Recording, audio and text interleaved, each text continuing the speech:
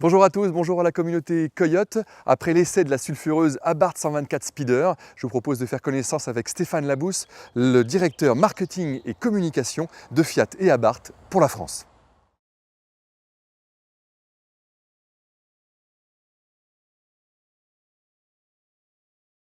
En fait, on anime deux marques qui ont quand même des personnalités assez différentes. C'est vrai qu'avec Fiat, il y a un historique du Spider. Donc, on parlait de Dolce Vita, c'est effectivement la Dolce Vita à l'italienne. Abarth, c'est la marque performance. Et donc, la configuration Abarth qui a été donnée au Spider, c'est véritablement un roadster sportif qui va vraiment nourrir les gènes de la marque Abarth.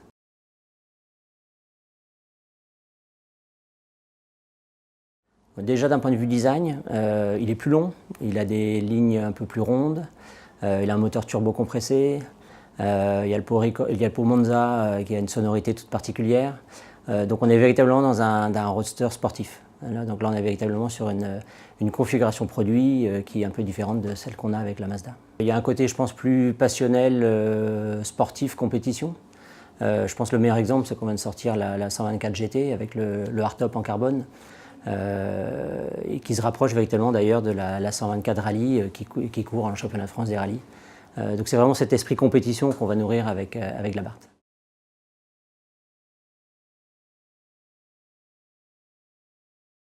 Je crois que c'est les deux, ça fait 27 ans que je travaille dans l'automobile.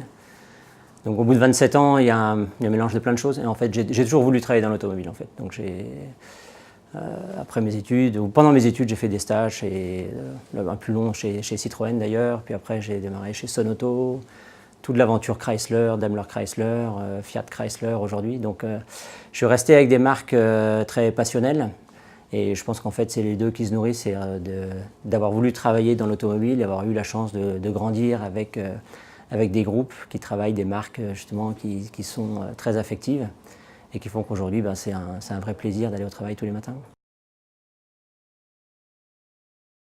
Ouais, ça remonte à loin, je pense que je dois avoir 10-12 ans. Je pense que les premiers souvenirs d'Abarth pour moi, c'était la 112, l'Auto Bianchi Abarth, avec une sonorité qui était un peu particulière.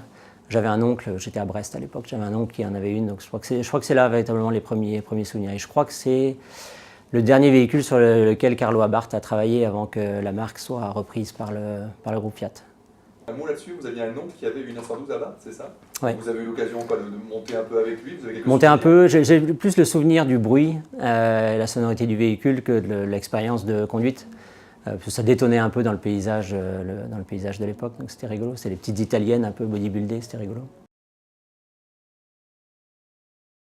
Je pense peut-être dans le management du sport, de manière générale, parce que j'aime beaucoup le sport, je suis assez sportif, donc peut-être gérer un club professionnel, après quel que soit le sport, je pense que c'est quelque chose qui m'intéresse beaucoup, la gestion d'une entreprise alliée au sport, avec les droits d'image, avec toute l'animation sportive et administrative, je pense que c'est quelque chose qui m'aurait bien plu, ou travailler dans une fédération ou une ligue sur cet aspect-là. Ou alors, un rêve de gosse, ça a toujours été de faire les beaux-arts et peut-être d'avoir une carrière plus artistique, ça aurait peut-être été autre chose. Je ne suis pas sûr que j'en ai le talent, mais ça aurait été un autre rêve.